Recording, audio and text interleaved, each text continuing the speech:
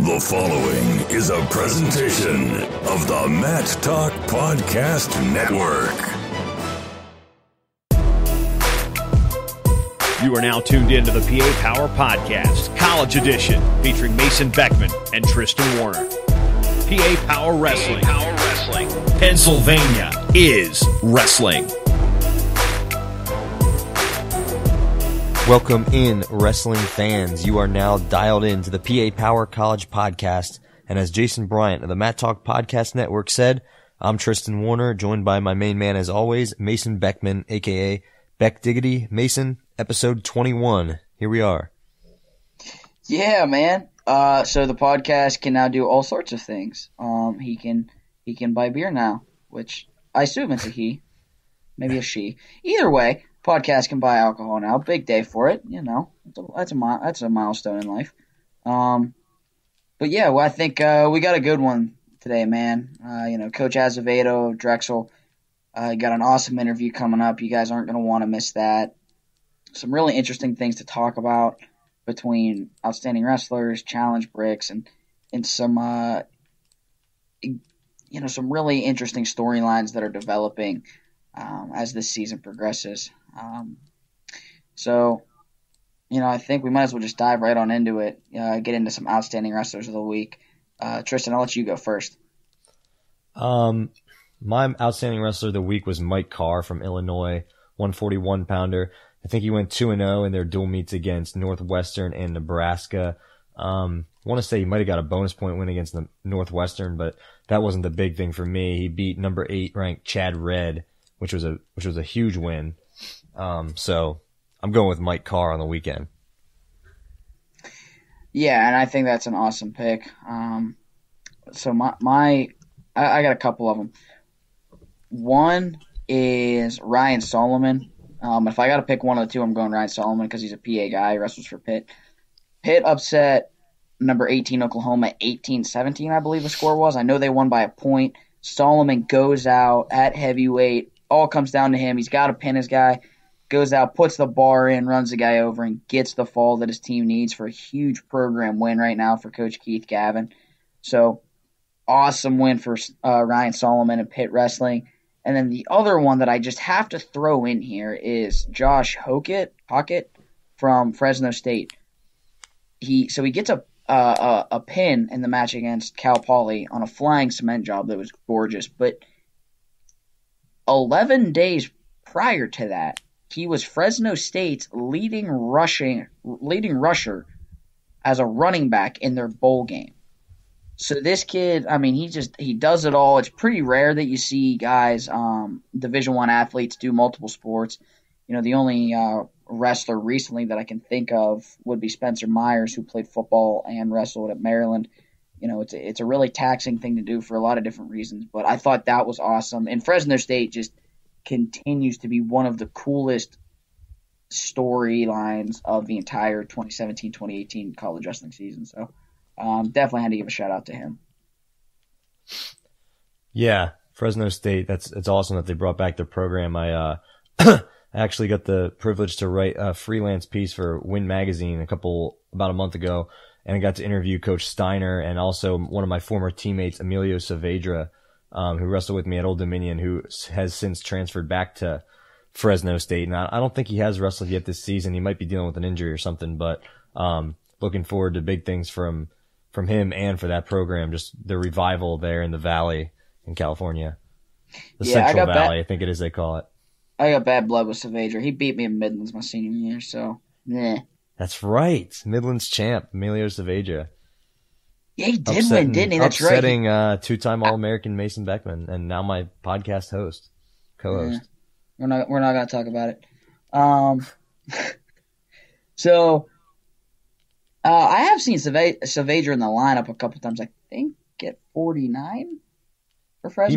He may have wrestled. The few box scores I'd seen, he hadn't been in yet, but I would think he'd be 41 or 33, but who knows? Anyway, well, regardless, I'm almost positive I've seen him in there, but that's good. So, challenge bricks. We got a fun one here to kick off. So, we do. To preface this whole thing, for those of you who may not be super active on Twitter like Tristan and I, or just may have missed this, Illinois wrestled, Northwestern wrestled at Illinois over the weekend. Matt Storniolo, the head coach, Pennsylvania native, the head coach of Northwestern, tweeted 4 pictures of the athletics facility. So the building on Illinois' campus isn't just wrestling. There's a whole bunch of different stuff in it. It's actually kind of a funky setup. The wrestling room itself is nice. The wrestling locker room, their home locker room is nice. The visiting locker room, we're not going to get into. But Storniolo tweeted 4 pictures of mold, lead paint, asbestos, and ceiling, kind of falling in. And basically said, and ended the tweet with, "Nothing but the finest here in Champaign." So, and this is like an hour before the duel. Illinois wins the duel, and Imar responds after the duel and said something to the effect of, "I guess that lead paint makes us a little bit tougher. Have fun sitting on that loss all the way back to Evanston." And he also said, "Don't ever disrespect my house again like that." That's right, he did.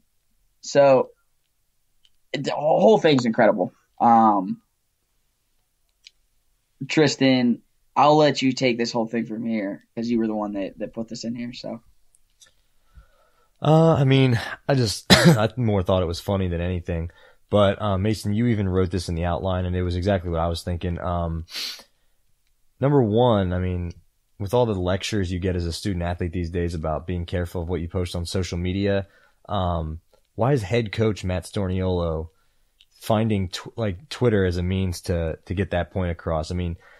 It's all for the friendly rivalry and all that. You see like Michigan and Ohio State in football, they have some funny things where, Ohio State won't refuse to use the letter M and stuff like that. But when you're the head coach, you kind of got to be careful the stuff you say, especially when, you're setting yourself up for something exactly like what happened. They go in there and lose, and then someone like Imar takes that personally and fires back. So, it's just while it's entertaining, it's still collegiate athletics. You got to be careful the stuff you say on there. Is it really worth it? And does it look good as a head coach if you're kind of stooping to that level and basically talking crap on another team, especially an in-conference, in-state rival? I don't know. I just think it's a little childish, maybe. I agree. I think it was poor form. I don't know.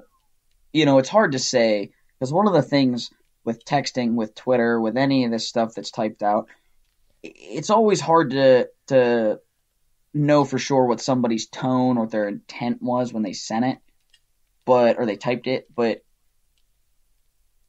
I think it came across in a bad vibe, and then, like you said, you set yourself up for, it's like when people when people tweet out something, at the halftime of the Super Bowl last year, everybody was burying the Patriots, and then, people dig up those old tweets, and it's like, okay, that may not have been the best idea. You know what I mean? And then they delete the tweet, and I think that's exactly what Storniolo did, because I saw that it looked like the tweet had since been deleted. Yeah, but the damage... that just looks even worse at that point. Yeah, well, at that point, it's a total catch-22. No matter what you do, you're already up, kind of stuck. But the one thing I will say is I wrestled at Illinois. We wrestled a duel there my redshirt junior year, I think it was. He kind of has a point about the building itself. It's not the wrestling facility specifically, but like the visitor locker room we were in and everything, it could use some updating, but that's not under Illinois Wrestling's control. You know what I mean? That's Illinois University and everything. So just not a great idea, I think, from front to back. My challenge, Brick, is the review protocol in college wrestling. So I was watching Maryland and Ohio State, and Kevin Snyder, Kyle's younger brother, was wrestling. Hits a great shot, finishes it. The official awarded 2, probably a little bit early, but it was imminent. Snyder completely finishes it, and the challenge brick comes in, right?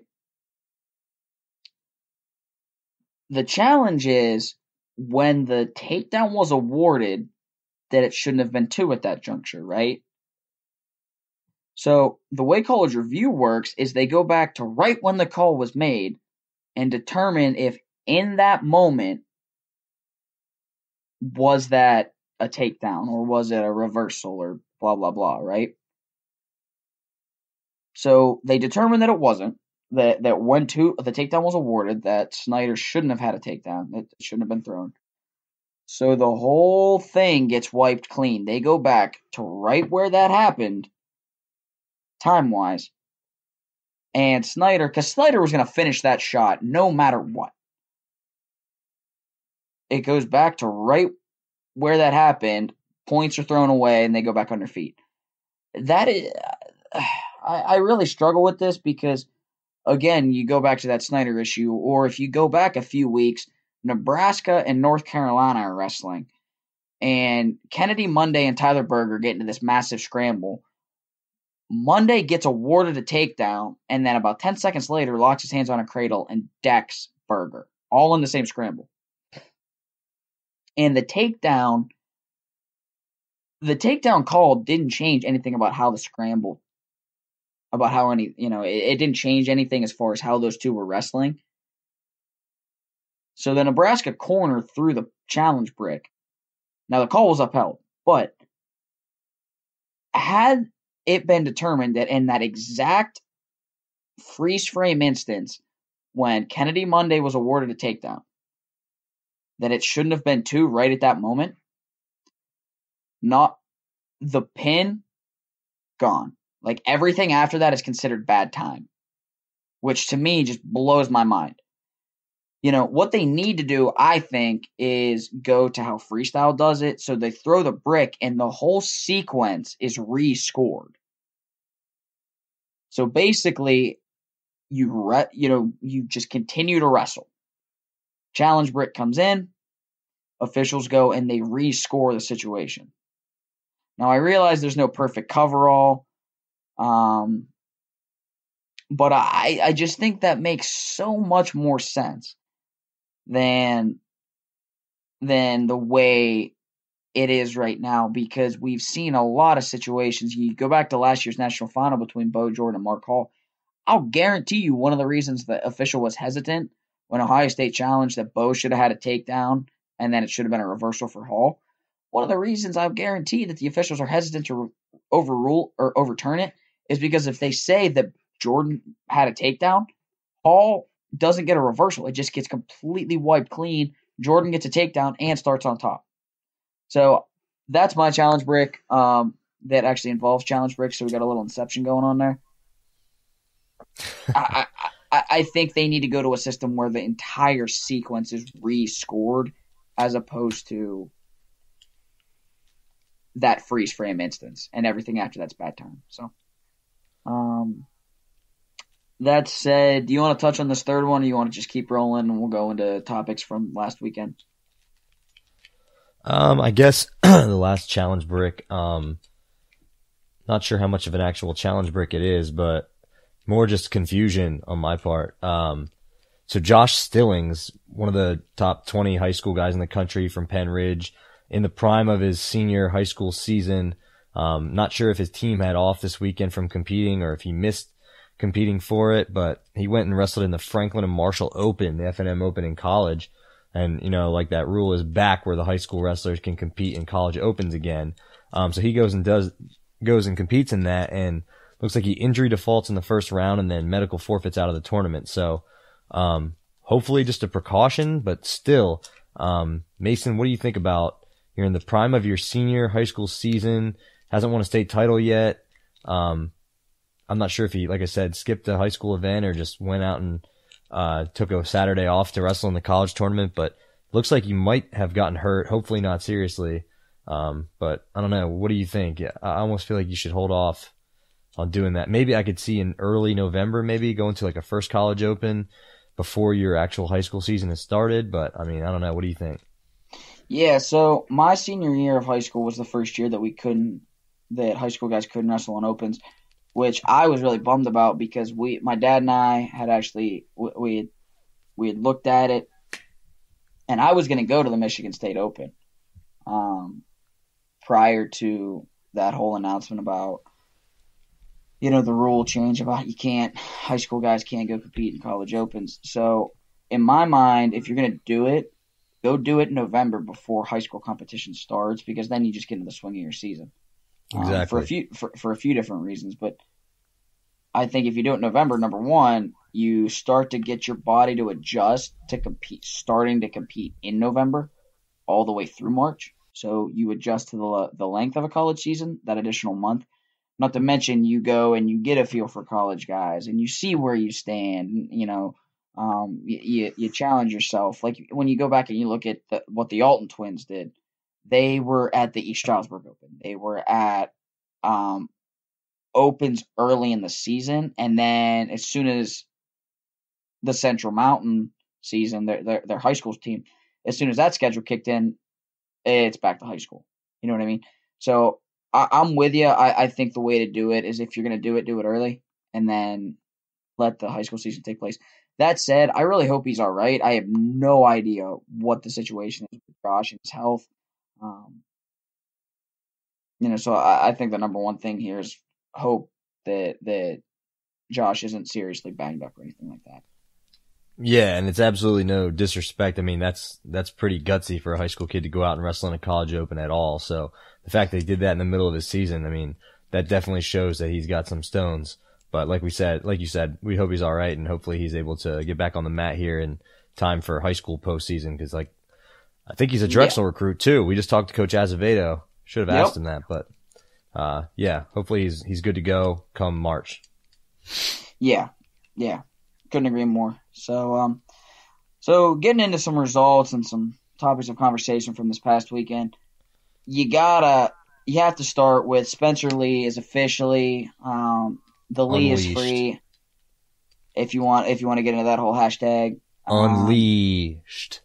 Oh, good Lord. So he's out. He's pinning fools again. Took him a grand total like 45 seconds to pin his kid from Michigan State. And for what it's worth, so did Mikey Kemmerer. So Franklin Regional was a perfect 2 for 2 with 12 team points against Michigan State. Awesome to see Spencer in the lineup. I don't think there's a whole lot to talk to with him that we didn't discuss last week after Midlands. The one thing I will say is he's gonna see a lot of really good guys between now and Big Tens with Piccinini, with Lezak, with Tomasello. We are going to find a lot out about Spencer Lee between now and Big Tens as far as, right now he's ranked 11th, which I think is perfect for his results thus far as beating Sean Russell, losing to Bresser, and just the way things have shaken out so far. Lee and Lezak, by the way, could be incredibly interesting, entertaining to watch. That's going to be a kind of match. So even top flight Division I guys, obviously, look at Piccinini. Being under Lezak's a nightmare.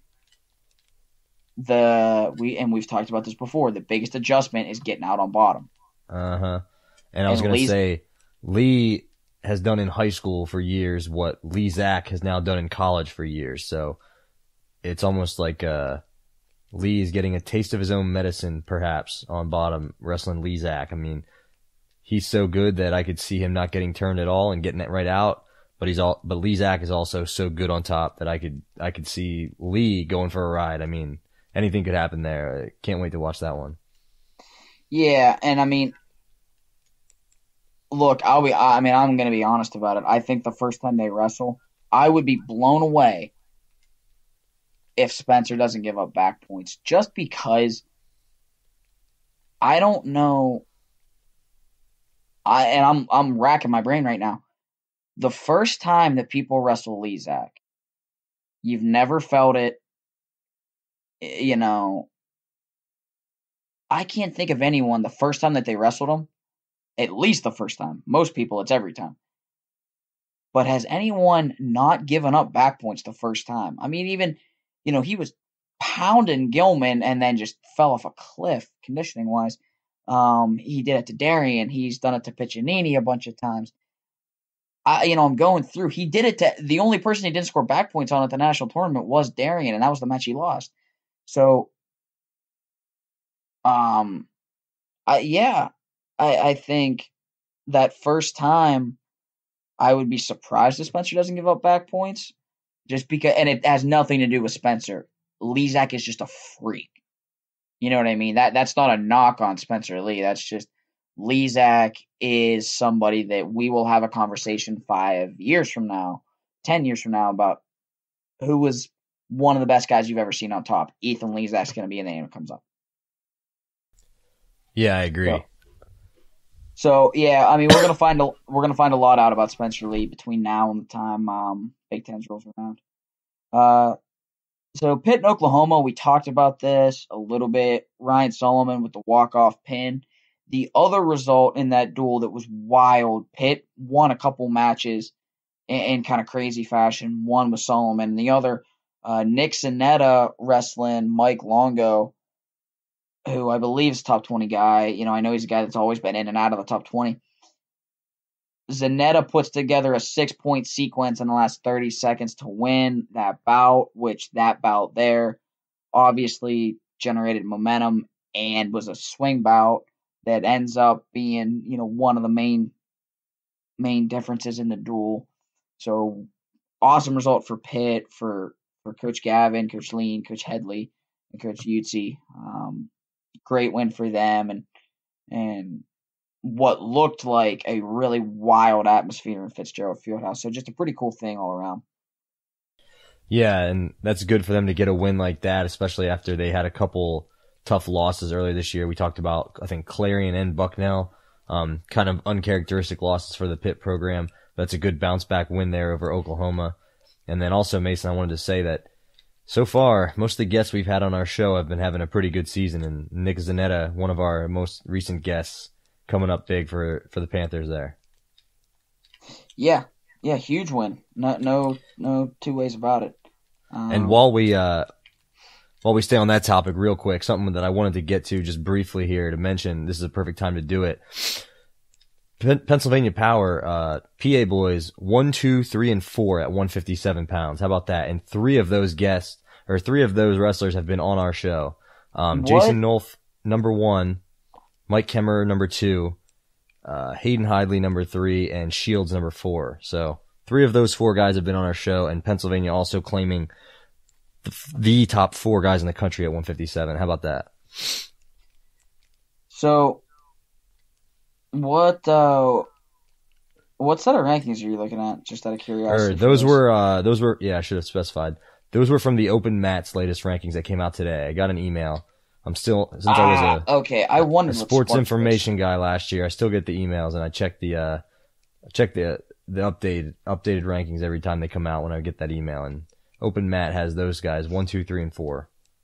That's pretty cool, man. I think no matter where you look, all 4 of those guys are in the top 8, which means Pennsylvania natives could very easily occupy the top 4 spots on the podium. But Pennsylvania guys could be 50% of the podium at 157, which would just be bonkers. I would be really curious, anybody out there that's kind of a stats person, if they could go back and check it out and see if that has ever happened, and if it has, how many times. That's pretty cool, man. It speaks to everything that those 4 guys have done and continue to do. They're all 4 so much fun to watch. They compete hard. They all just light the scoreboard up, and they all represent PA, with both on and off the mat extremely well. So it's pretty cool stuff, man. Yep.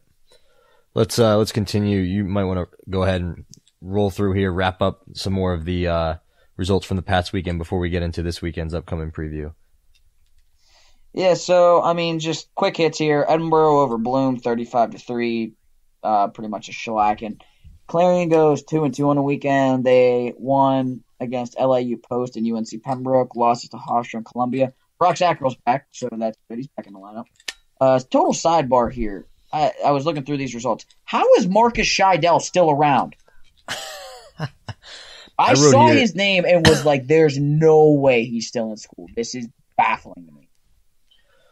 As soon as you said that, I went back and looked at the 157 rankings, and I swear 157 has to be the Peter Pan weight class because some of those people have seemed like they just never grow up. They've been in college for years. I mean, BJ Claggin was another one that came to mind. I think he All-American is like a sophomore, and now he's a senior. It's just some of those guys who All-American early and then don't get back on the podium. It just kind of seems like they linger around for years. If you just go back through and look at the rankings, there's a couple of them that are like that. I'm not sure who the rest were off the top of my head, but yeah, Marcus Scheidel was. Austin Matthews is another one, actually, your high school teammate. They were both in my NCAA bracket my redshirt junior year when I dropped down to 57, and those guys are still in college, and I feel like I'm a dinosaur with how long I've been retired. So yeah, hard to believe that he's still going, still ticking. Yeah, every now and again there are those guys that pop up. I'm like, how on earth are you still around? But yeah, so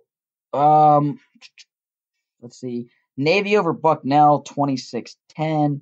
The old triple option for Navy there did the trick. Tyler Smith with another solid win over Nick Gill. Penn over Cal Poly, and then Stanford and Penn. Bonkers duel all over the place. Stanford wins 21-20. Just crazy results, and you watch the duel front to back. It was an exciting duel meet, great atmosphere. But the thing I got to mention here, Alex Tierpelli, who left and or was removed from the Penn head coaching position less than a year ago, now a volunteer assistant at Stanford, gets the win against Penn. So I'm sure that was sweet revenge. I'm sure that was nice for Coach Tierpelli. But that duel, one of the best duel meets of the weekend by far, and one that I don't think was really talked about. Keaton Subject had a kind of funky situation fall for Stanford. So if you get a chance, go watch that duel meet. I don't even know where it's archived. I have a tendency to stumble on these videos. So awesome duel if you get a chance to check it out. NC State, Oklahoma State over in Italy. All of the coverage that Flo did with that, it was really cool. Not just the duel meet itself, but, the teams. I mean, hey, just being tourists, checking out Italy, checking out the sites, all the historic stuff there in Naples and Pompeii and everything. So it was pretty cool to see all of that. The duel meet itself, from a Pennsylvania perspective, Hayden Hidley with a major, just doing his thing, doing what elite guys do. Pete Renda, the same kind of thing. So he wins 3-0 in a match where I seriously think Pete ran a half marathon in this match, because the dude from Oklahoma State was in full friggin' reverse the whole time. It was, I mean, I'm biased here, obviously, as a Pennsylvania guy, but it was ridiculous what they let that kid do. I don't know. I have no idea why it was allowed, but credit to Pete Renda for keeping his wits about him and just continuing to wrestle. Other interesting results from that duel meet. Sean Foz gets a win over Piccinini.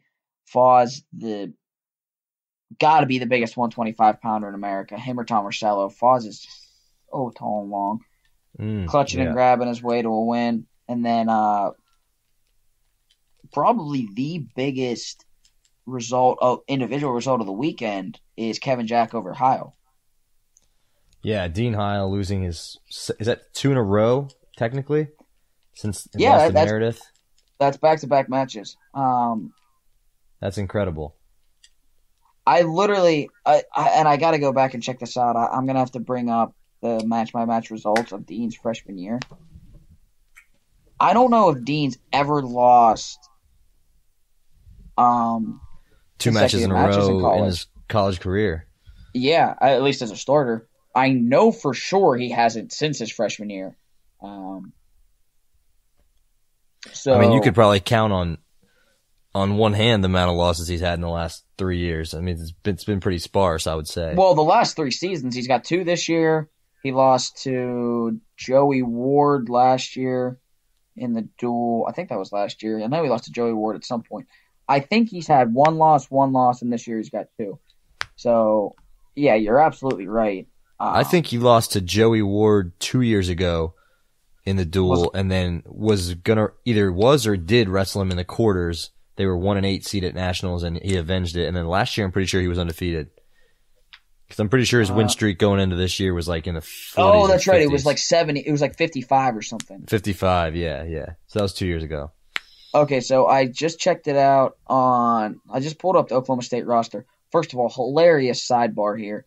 Dean Heil's height as listed on the Oklahoma State wrestling roster, 0 foot 0 inches. That's hilarious. So last year he was 32-0. Classic SID work there. 15-16, he was 32-1, and then 14-15. So here's the one.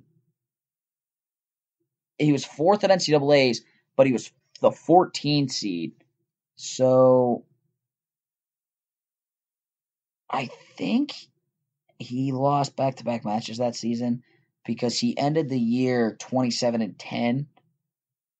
Although I'll tell you what, you could definitely go 27-10 and not lose back-to-back matches. Oh yeah, easily. Yeah, I'm gonna have to dig up match-by-match results of this, which I'm not sure where I'll find it. But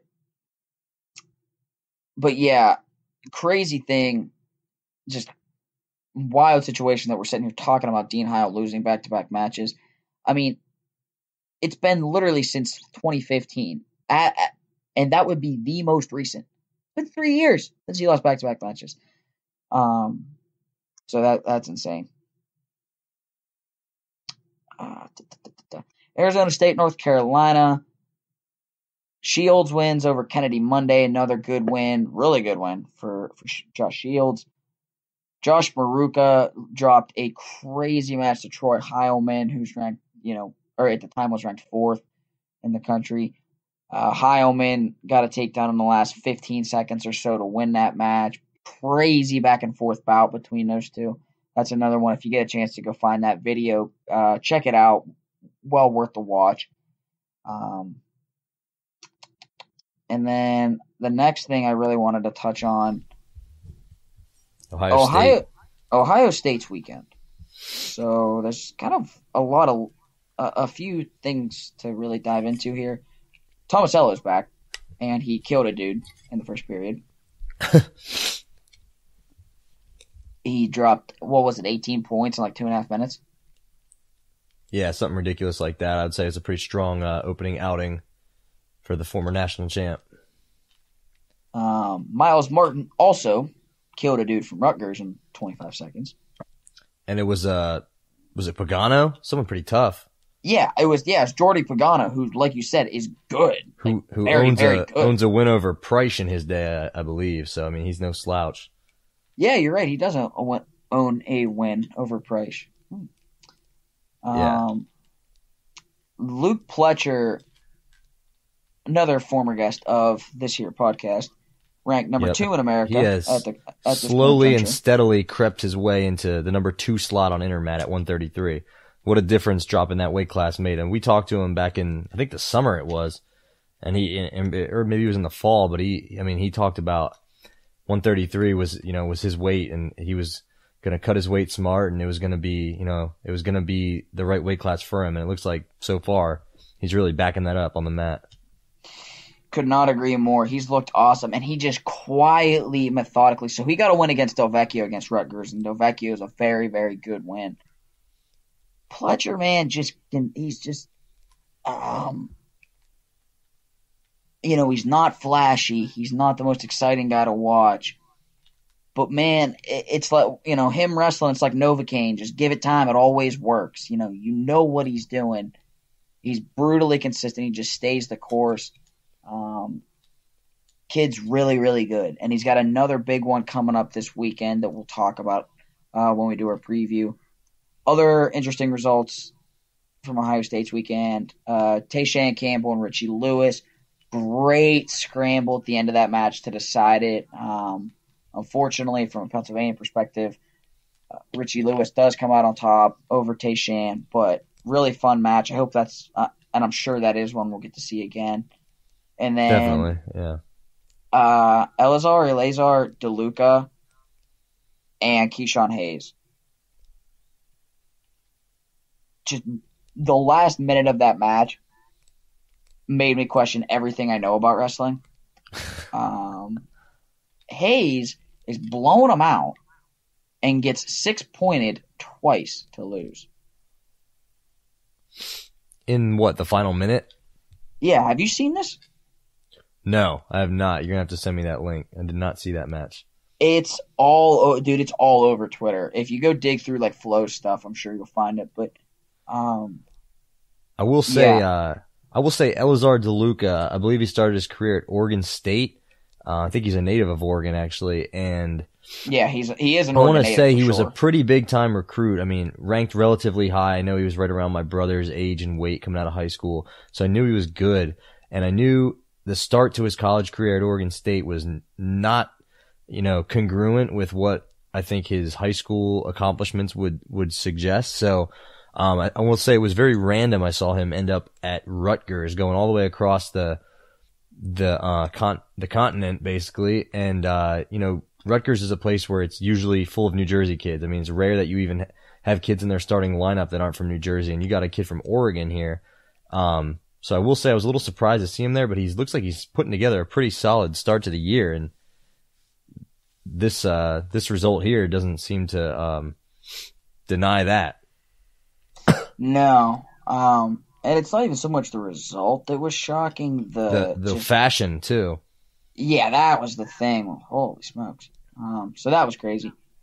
I mean, Keyshawn Hayes is a top 8 guy too. So I mean, I think he's chucking 6. a top 8 guy twice in the last minute for 6 points each time. I mean, that's showing you know how to wrestle. Yeah, just put a dude on his dome twice in the last minute. So, real quick, and this is kind of a total sidebar here. A team that, when we've talked about Bryce Meredith before, a team that's like undercover, very good, a program that has like continued to build, Wyoming. I mean, Bryce Meredith, pins 3 dudes in the first period and gets a peck at the North Carolina duels, and he dominates the hair game in the NCAA too. But the Wyoming program, and I tweeted something out about this that just went berserk because I assume it got into. I never thought I would reference Wyoming Twitter, but I think I got into Wyoming Twitter and got some love there. But Mark Branch has done a great job of building that program, and it's a lot bigger than just Bryce Meredith. You've got guys like Montori Bridges, who's got a win over Cade Brock, and he's got another top 10 win. I can't remember who it is. Archie Colgan, Branson Ashworth. They've got some really good dudes. And, like you saw that duel against Oklahoma State at Cheyenne, I think it was Cheyenne High School, where Bryce Meredith is from. The atmosphere there, the excitement around that program, they're doing some good stuff out there.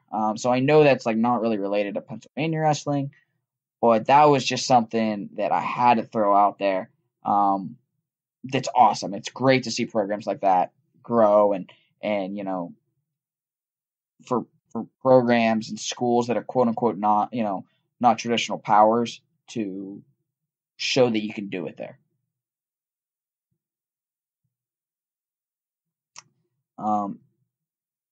And then, the last thing before we get into the weekend preview that I have to, and I've already brought this up on Twitter. I posed a question about it on Flow Radio that they talked about today. The Maryland program in the span of the last 10 years has gone from 10th in America to a couple years ago, they were like 65th at the national tournament. It's perplexing. It's something I just can't totally understand.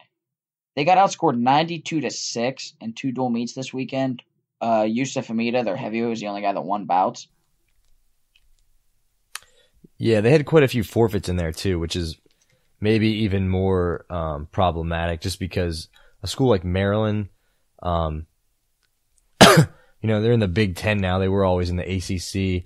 It's a popular school to go to, I think, from pretty much all sports perspective, but they've always had a pretty solid wrestling program. They got Kerry McCoy as a head coach. They have solid assistant coaches. They have a good history, Maryland is a state that's right next to Pennsylvania, right next to New Jersey, should not be hard to find recruits, should not be hard to field a full team, much less a team of studs. So, yeah, I think each dual meet I saw there was at least 2 forfeits, maybe more. So, you'd hope that that's due to, we don't want anyone injured, but you'd hope that that's due to guys being out of the lineup, not being able to put together a squad. And in their defense, they did wrestle Ohio State and Nebraska, so those are 2 pretty powerhouse teams right now. But, like you said, getting beat, whatever it was, by 50 points each time, that's not good for the sport. No, and I think the move to the Big Ten, I actually do. I think that hurt their recruiting because they look at the Big Ten and, there's tiers to it, right?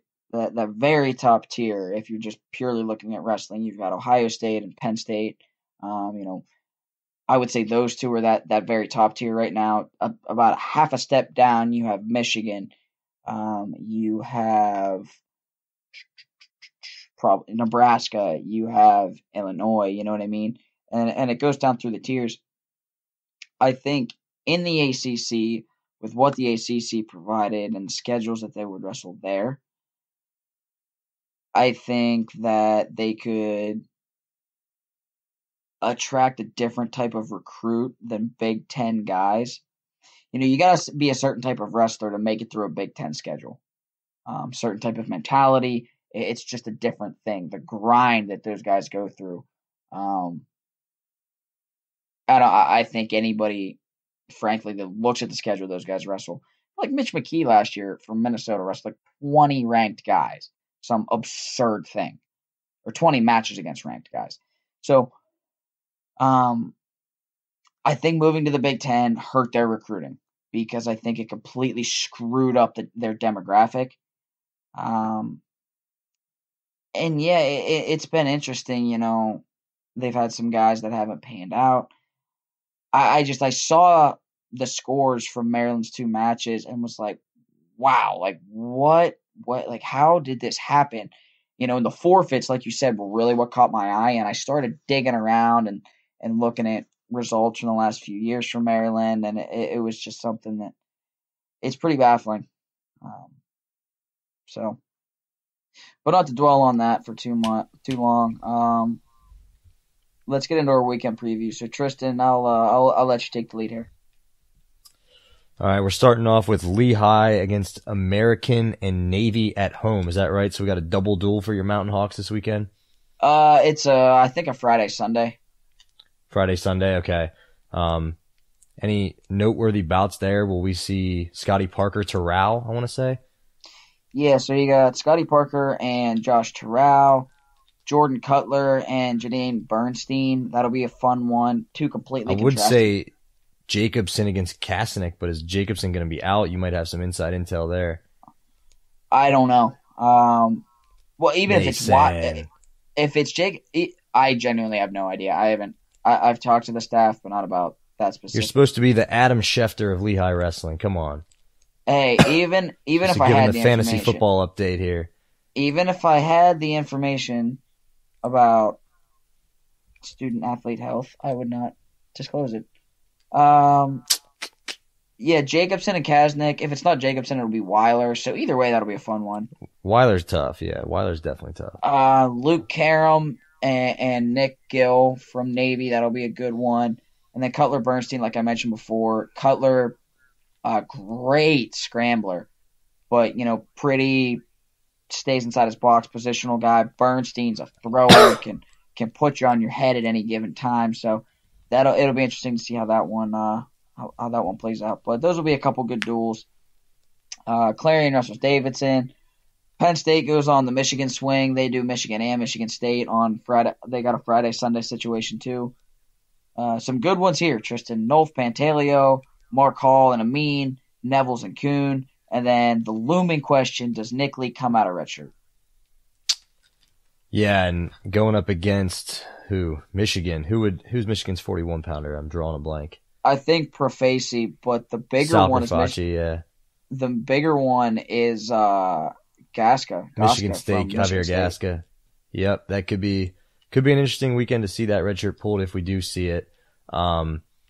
Also, I'd be interested to see Mark Hall against Amin. That could be a good one. And Mason, interesting about him, I was going to say, I did notice Amin took a loss this past weekend to, I want to say it was to, was it Kocher from South Dakota State?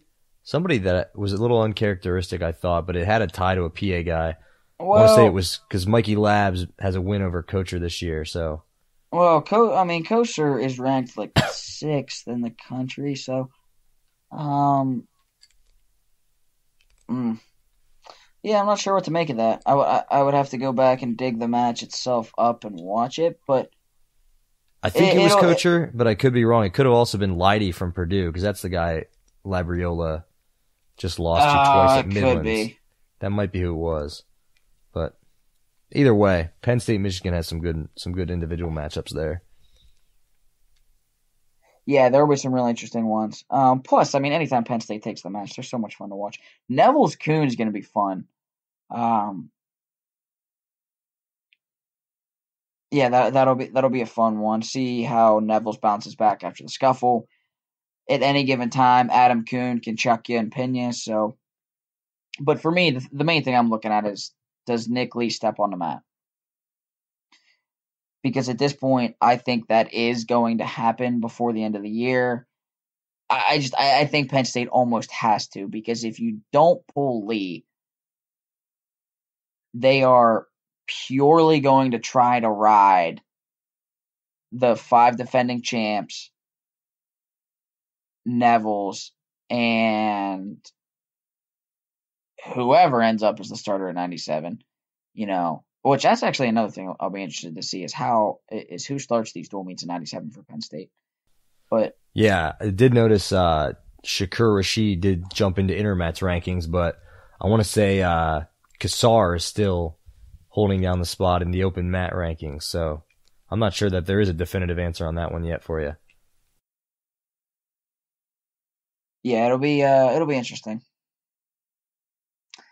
So Drexel, who, as we mentioned a couple times already, we got their interview with their head coach Matt Azevedo. This weekend they've got F&M and Keystone College. Keystone College head coach Steve Minich was a Lehigh Valley NLVAC resident athlete during my time there. Workout partner of mine. Shout out Coach Minich. But they wrestle duels with F&M and Keystone this weekend. Penn goes to West Point. Not really any super highlight matchups in that duel, but I think that'll be one of those dual meets where all 10 will be fun matches to watch. Minnesota, Ohio State. This is the one we were talking about earlier with Pletcher. 2 huge matchups here. Lezak, Tomasello, Pletcher, and Mitch McKee. The first 2 weights, going to be 2 great bouts. Give me your thoughts. Do you think Tomasello will wrestle against Lezak is my first question.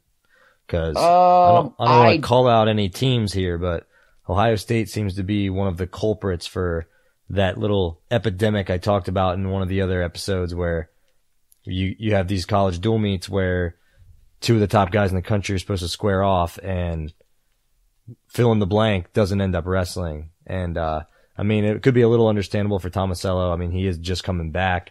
We didn't see him against Suriano when they wrestled Rutgers. Will he all of a sudden jump in and wrestle Lezak, or do you think this is still something where he needs to get accustomed to, wrestling and making the weight and all that before he wants to take on a returning national finalist?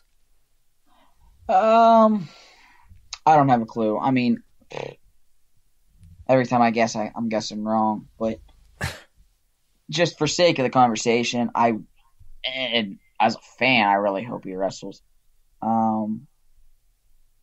Would love to see Lezak on top with Tomasello because Tomasello is such a bull. And, he's so compact that I'm going to be really interested to see if Tomasello is able to handle Lezak. See, if I'm Ohio State, I 1,000% send Tomasello for this duel for the exact same reason that I mentioned earlier with Spencer Lee wrestling Lezak. Get him out there. Get him a chance to get his hands on Lezak once, feel what it's like, and if adjustments need made, they can be made prior to Big Tens and NCAAs. Yeah, that goes back to your you and Willie Sailor's debate. I think from last episode when we talked about you want to go out there, in your opinion, and wrestle the guy early and make mistakes if you have to and figure him out come March. That whole debate we had. Yeah, and I think, Lezak's going to take top. Again, we talked about that. So Lezak's guy, you don't really have to take bottom on to get a feel for it. Just, I think it makes the world of sense for Ohio State to send him, but we'll see. And then Pletcher, McKee, that'll be interesting because those two are polar opposite styles. Kind of what I talked about with Cutler and Bernstein. Pletcher, great counter guy, great reshots. He's got some really good, he's got a great overcaller shrug. But Pletcher's very much, he's super efficient, doesn't come out of position. And Mitch McKee is just, likes to be in those matches where it's two dudes in a clothes dryer for 7 minutes, where there's just points flying all over the board. He can throw you and pin you at any time. So it'll be interesting to see how this match plays out. Pletcher has passed every single test he's had so far this season. Both of those are going to be fun bouts to watch, especially from a Pennsylvania perspective. Then last thing that's coming up this weekend, Virginia duels, which honestly I completely forgot about until I started putting this preview together, which I'm ashamed to admit. But teams that'll be at the Virginia duels: Arizona State, Bucknell, Campbell, Tennessee Chattanooga, Fresno State, Iowa State, Kent State, Lock Haven, Northern Iowa, Oklahoma, Old Dominion, Virginia Tech. So right off the top of my head, some potential matchups that we could see here. Could see Chance Marsteller, David McFadden, McFadden, Virginia Tech guy. That would be a fun one. Northern Iowa, I know they've got Thompson. I know they've got Schwarm at 25. Thompson's a 49, so we can see Thompson and Maruka. The Virginia duels are always, it's honestly one of the best events of the college season, especially from a dual meet perspective. So, did you ever wrestle in the Virginia duels, Mason? No. Lehigh went, I believe, my senior year of high school was the last time they went. That was the year Hatchet knocked himself out, but that's a story for another day. Yeah, I was going to say, having attended Old Dominion, we wrestled the Virginia duels pretty much almost like we're hosting the event. It's just 15 minutes down the road at the Hampton Coliseum. Fun tournament, interestingly run, I guess. High school and college matches going on all throughout the day, kind of all in conjunction with each other, so it's kind of a free-for-all out there. But always some good teams there. A little interesting the way the brackets run. They've changed it a few times. It used to be a straight 16-man bracket. Then it was like a 12-man bracket, and then now, these days, at least the last time I was there, which was last year, it was 3 or 4 pools of 3 or 4 teams, and then kind of like if you win your pool, you face the other teams that won their pool. If you get second in your pool, then you go against all the second teams and something like that. So not exactly sure how they're doing it this year. Probably something similar to that. I'm not sure if also the bracket came out yet. I know it usually comes out a little bit in advance. So probably any day now, look for that on Virginia Duel's website. They probably do have the pairings coming up soon. Yeah, but like I said, there's always some tough teams. So there's going to be some good competition there. It is out. Okay. I spent some time looking at it. It was just, there was it's overload. There's so many brackets, so many pools, so many divisions. I think there's 3 or 4 divisions for each high school and college. So Yeah, I got information overload there and was like, okay, we're going to do the team list and go from there. So Virginia Duels will be a great one to watch, as it always is. The brackets are out there on Track Wrestling as well as the Virginia Duels website. But, yeah, I think that kind of wraps up for the weekend preview. With that, we're going to throw it over to our interview with Drexel head coach Matt Azevedo. Going to be one you guys are going to greatly enjoy. And then we'll bring it back and wrap it up. All right, Pennsylvania college wrestling fans, we got a special treat for you tonight. Joining us on the program, the head coach, now in his 7th season for the Drexel Dragons, head coach Matt Azevedo. Coach, really appreciate you coming on and taking the time to talk to us and give the fans something to listen to. Great. I appreciate you having me, and I'm excited to chat with you guys. So, Coach, like Tristan said, you're in your 7th year at Drexel. It's a program that in your time there has really come a long way and continues to show really, signs of even greater things to come. What for you, when you and your staff got there to Philly, when you got there from Ithaca 7 years ago, when you laid out the plan, what was the main thing as far as changing the direction of the Drexel program, to get into the top 20, 25? What have been the things that you guys have focused on that you've tried to change, whether it be culture or creating excitement around the program? What's really been your guys' focus? Yeah, I think those were really two. My number one thing when I first got to Drexel was get the word out. That was kind of my mantra.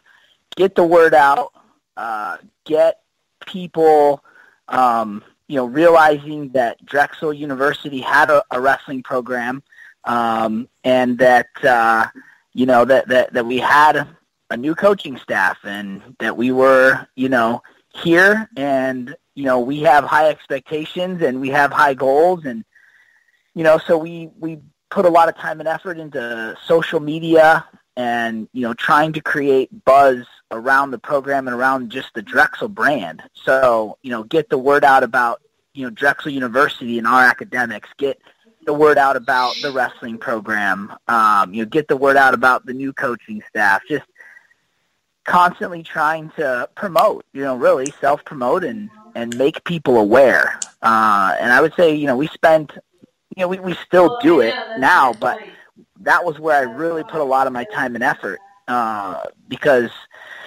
I knew if we were going to, increase recruiting that, people had to know who we are and what we were about, and what made us unique.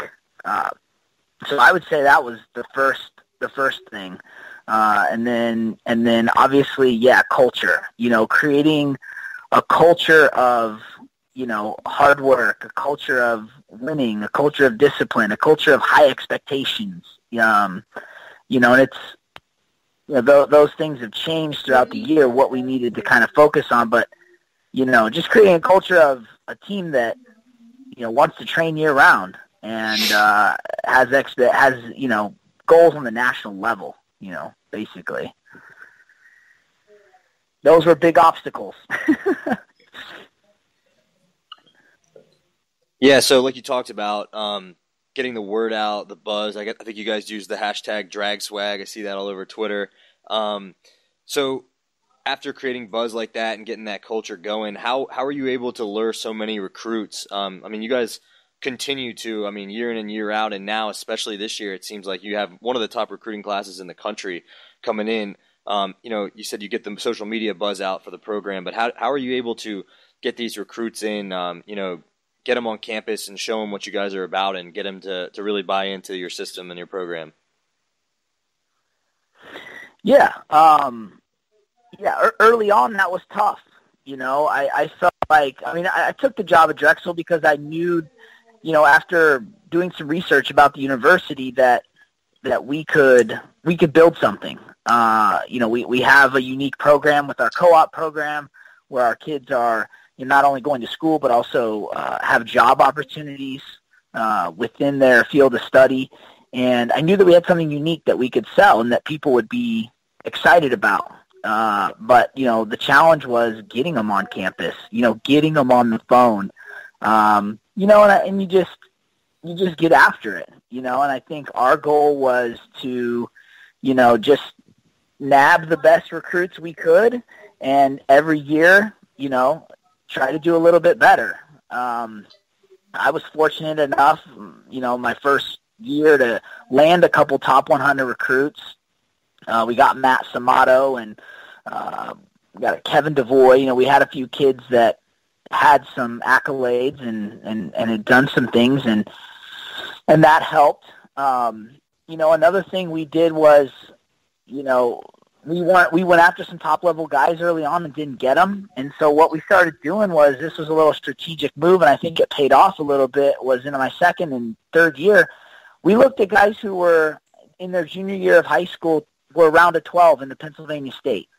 After I went to the Pennsylvania State tournament for the first time, I was like, oh my gosh, this is the best high school tournament I've ever been to. I mean, it was crazy. The depth. I mean, I just couldn't believe it. These kids could wrestle in every position, weight after weight, and the depth was just so incredible.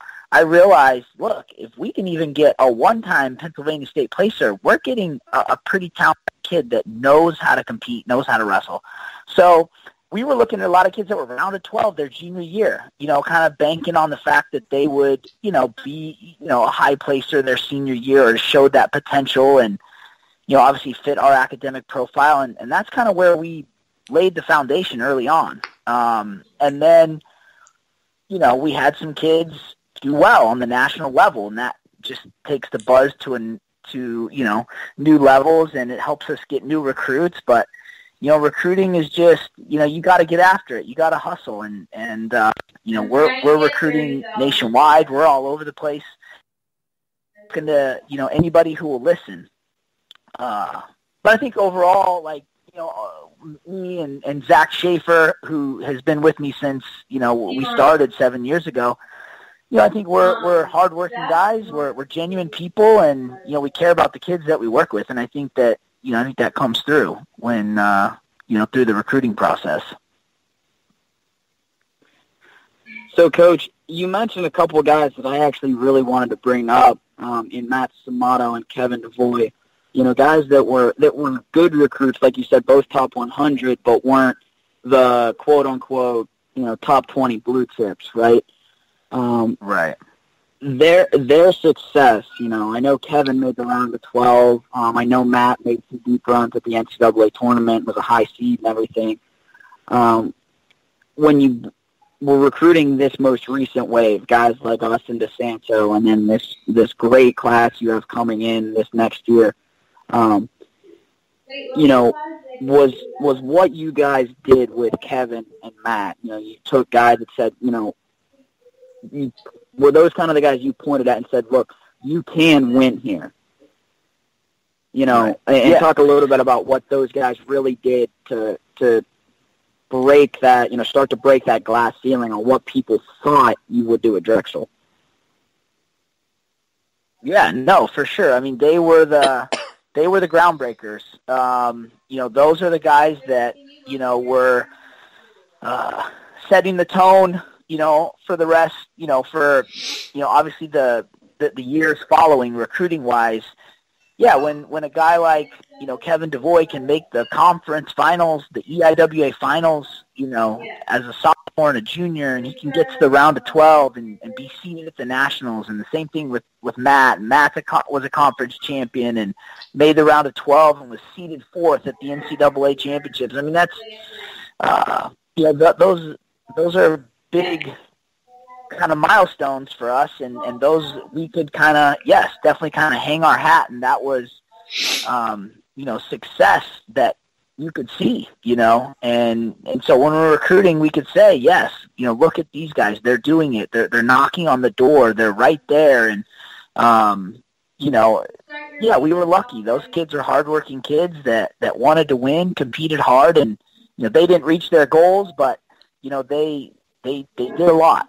They accomplished a lot in their, in their 4 years of competition. And it was sad to see them graduate last year. It was hard. I really only know the program with those guys in my lineup. And so to see them go, when you take away, close to 100 wins from both those guys, they leave a big hole. But, at the banquet, that's what we said. It's like, look, these guys laid the foundation. We would not be where we are if it weren't for them and the successes and the tone that they set. And they were instrumental in changing our culture, in creating, that culture and moving it in the direction that we want to take our program. So 100%, that those two, and David Pierce, who was our 141, 133, same class. He was an NCAA qualifier as well. All three of those guys were the core of our team for many years, since they were freshmen, essentially. Yeah, they did a lot for us, and the program's going to see a lot of success, in the near future. And really, I tell them, it's like, because of you guys, you guys helped us do that. So. Well, Coach, you talked about the loss of Pierce and Kevin DeVoy. They're both, wrestled at 133. And obviously now you got Austin DeSanto coming in, who's just been a sensation pretty much ever since upsetting Spencer Lee last year. Number one, how were you able to get his commitment to Drexel? I mean, that kid obviously probably had a ton of schools coming after him. How were you guys able to stand out to get him, number one? And number two, how would you just assess his performance so far about halfway through his first college season? You obviously made the decision to send him as a true freshman. He cracks the top 10. He's had incredible wins and incredible matches so far. Just talk a little bit about Austin for a minute. Yeah. I think there was a little bit of luck involved. There's no doubt. The stars kind of aligned for us because he definitely was being targeted by a lot of universities and a lot of high-level programs, programs that are, in the top 10 or higher. But I think ultimately it was the relationship that we built. Austin is from Reading, PA, which is only, just over an hour, maybe an hour and a half out of the city. And so we were able to build a relationship with him, basically towards the end of his junior year. We went to the state tournament that year, his junior year, and my assistants were like, you got to watch this DeSanto kid. You got to watch this DeSanto kid. They've been looking at him. He's like, you're going to love him. And I watched him wrestle one match, and I was like, wow, yeah, this kid's impressive. We got to get on this kid. It's like, you think we can get him? And so, we were able to get him on campus, and, through our regional training center, the Pennsylvania Regional Training Center, we were able to get him in our room and train together. And him and I have a very similar style. We're both left leg leads. We both like to shoot singles and barrel rolls, and like you, Mason. I think there was a quick bond there because we were very similar, in styles and size, and I could wrestle with him. And so that relationship, was built pretty quickly. And, ultimately he wanted to stay close to home. This was a chance. He felt like he had the workout partners, the coaching staff that he clicked with. And, it worked out. And the other thing is, Austin obviously exploded after he beat Spencer Lee and then his match of the Dapper Dan, and he really, everybody was like, whoa, they knew of him, but it was really like, wow, this kid is really on another level. But I wrestled him one time and knew it. I only had to wrestle him one time, and it was like, oh my gosh, we have to get this kid. I mean, I don't think I've ever wrestled a high school kid at the level that Austin was. I wrestled him in the summer of his junior year. He was probably weighed in the low 20s, and I probably weigh about 140 pounds, so I got some size on him.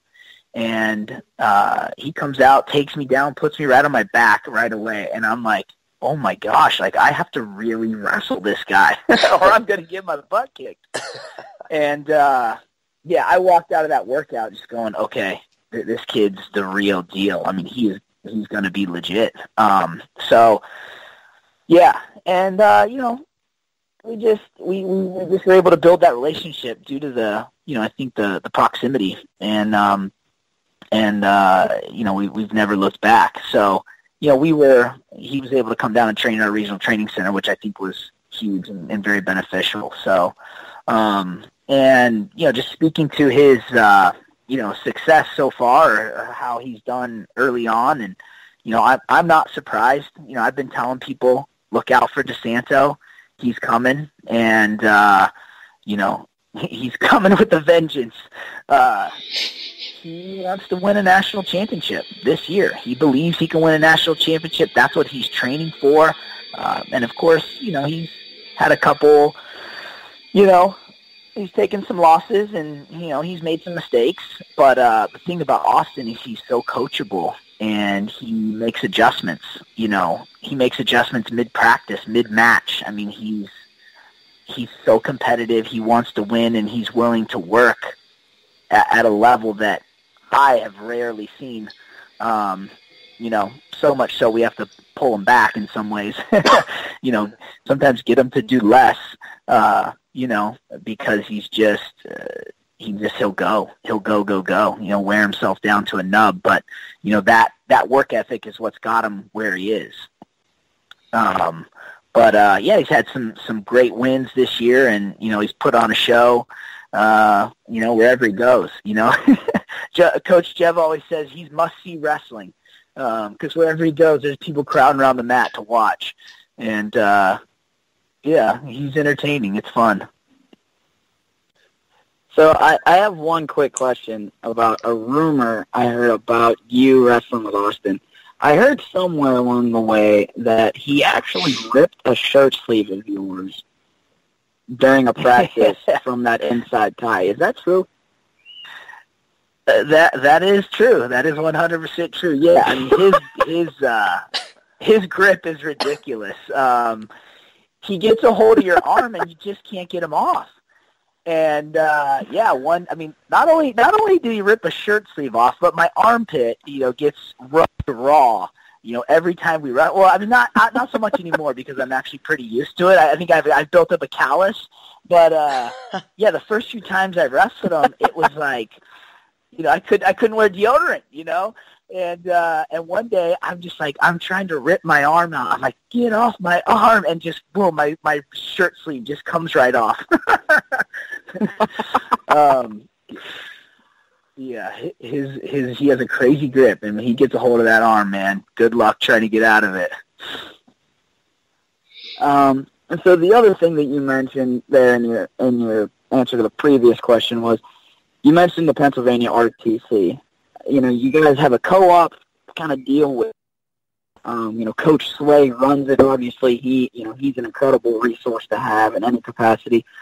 What has the Penn RTC done, not only for the guys that you have in your program, because, again, different workout partners, senior level guys, being able to learn from an Olympic gold medalist, but to be able to establish relationships like you did with Austin, like you did with this recruiting class coming in, talk about just everything that the Penn RTC has done for Drexel wrestling and Philly wrestling, really.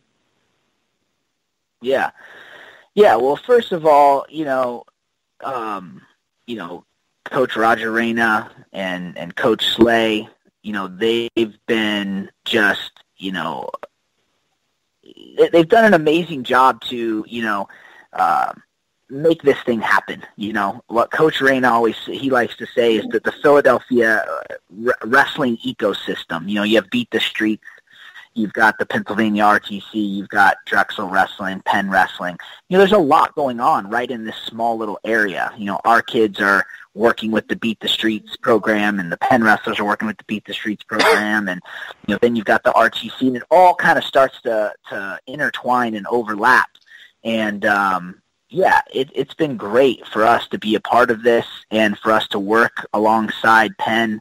I think both of our programs see the value.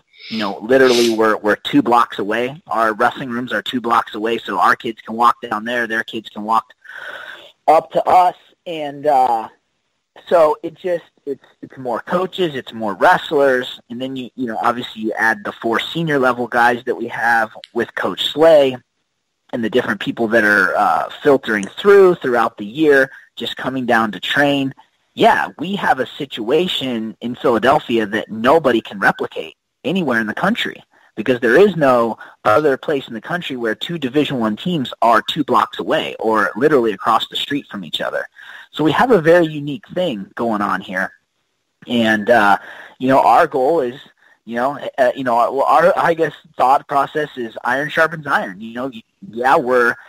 We're competing against each other. We're in the same conference, but we're also going to work together to make each other's programs, improve. And so I think recruiting-wise, what you do is you set the table for, beyond college. And, obviously those great opportunities while you're there with wrestling with another collegiate team, having Slay, having the senior level guys, but then beyond that, creating opportunities for those athletes to train for the Olympics, which a guy like Austin DeSanto wants to do, our heavyweight Joey Goodhart. These guys want to compete after college, and now we have a system in place that allows that to happen, which, as you guys know, the top programs, that's what they have, and the top level wrestlers want that. They want to be able to compete beyond college and, try to make those world and Olympic teams. So, there's a lot of value there. And then I think on top of it, with the regional training centers, just getting the local kids or the kids that are within the 250-mile radius in our room training, like you can't beat that. I mean, that's where you build those relationships, and that's where a lot of the recruiting is done. I mean, not actual recruiting, but just, hey, they're trying us on for size. Do I like this coach? Do I like this team? Could I see myself here? And we're doing the same thing, So it's just a win. It's a win-win, and it helps take recruiting to another level. That's why everybody has them, obviously. They're exploding all over the place, but it's also elevating the wrestling in the United States as well. Coach, we don't want to keep you here all night. Mason, I know you had one more question here that I'll let you take it since it was your question. Really good one about your influences. Go ahead. Yeah, so, you've been in a lot of really unique situations. You've touched a lot of historic programs, wrestling at Arizona State and Iowa State. You spent time coaching with your uncle out at Cal Poly, and then spent a lot of time with the Cornell program and what Coach Cole has done. People now, they know Cornell is a power, but a lot of people don't realize how much Coach Cole did to build that program. As far as your style as a coach and all the things that you try to employ in recruiting and otherwise, recruiting, coaching, and everything all together, who do you think were your biggest influences? Who was it that really taught you to be the coach that you are now? Yeah, that is a good question, because I've been lucky. I've been really lucky. Kind of run through it a little bit, but yeah, in high school, I started wrestling in Las Vegas, and I wrestled for a program that won its eighth straight state title in a row my freshman year. So I kind of was lucky to just grow up in an area where there was a good wrestling program. I had a great coach there, Jimmy May, and that's where I started wrestling. But obviously my uncle, John Azevedo, has had a huge influence on me. I mean, he basically, taught me most of what I know about wrestling. Obviously my dad was a big part. He was a high school wrestler and coached me coming through the, through the youth and through high school. But, yeah, I mean, my uncle has been probably my biggest, technical influence and, coaching style, like, systems and, what you got to do to get an entire team, to develop an entire team, top to bottom. And so he's had a huge influence there on me, no doubt. I mean, obviously as an athlete, and then I worked with him as a coach for 7 years. I was his assistant. And he's I will still say he's one of the greatest coaches in the country. I mean, wherever he goes, he produces winners, whether it's state champions, in the state of California, or All-Americans at Cal Poly. He's very underrated, but that's a whole nother thing. But when I was in college, I was also lucky enough to be coached by Zeke Jones for 2 years. Zeke Jones, that's why I went to Arizona State, because Zeke Jones was a lot like my uncle, similar style, similar way of coaching and teaching. And I got to be around him for a couple years while he was still training. I was his training partner. So we were workout partners, but he was also my coach. And, I made probably one of, some of my biggest gains as a wrestler in those 2 years at Arizona State under Zeke Jones.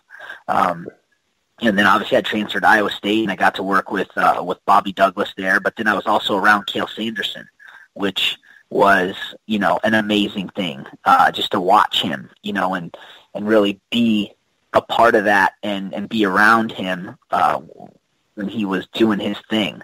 That was really, I took a lot away from that.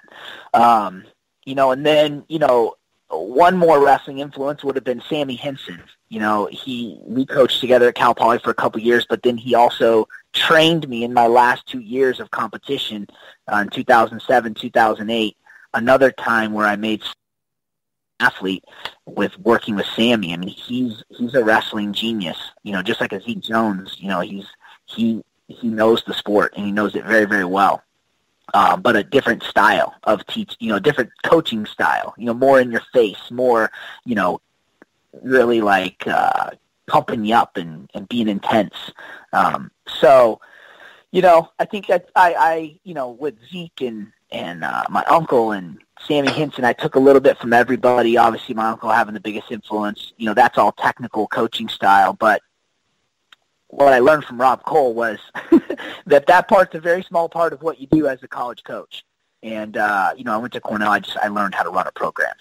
I learned how to recruit at a really high level, how to fundraise, how to promote matches, promote your program, just learned all other things.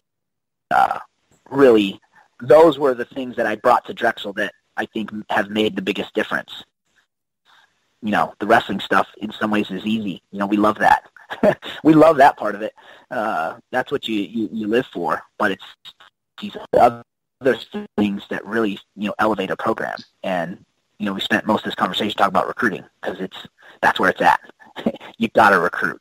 And so, yeah, that's kind of a long-winded answer. But, yeah, I feel fortunate about my experiences, getting to be around 2 4-time national champions, Cale Sanderson, Kyle Dake. There's probably not very many people that have been around 2 4-timers, and to see that and see what it takes to at that level.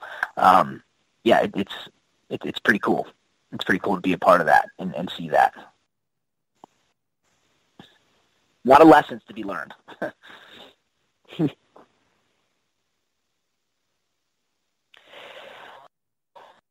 Well, I'll tell you what, Coach. Like Tristan said, we don't want to keep you here all night. You got a program to run. But we appreciate the heck out of you taking the time. We know you guys are doing awesome things at Drexel. We're huge fans. So, good luck the rest of the way. I'm sure we'll see you before long. But, good luck the rest of the way. And thank you again for taking the time. We really appreciate it. Thank you, guys. Thanks for thinking of us in our program, and definitely a fan of the show. So keep it up, guys. Appreciate it. Thanks, Coach. Good luck. All right.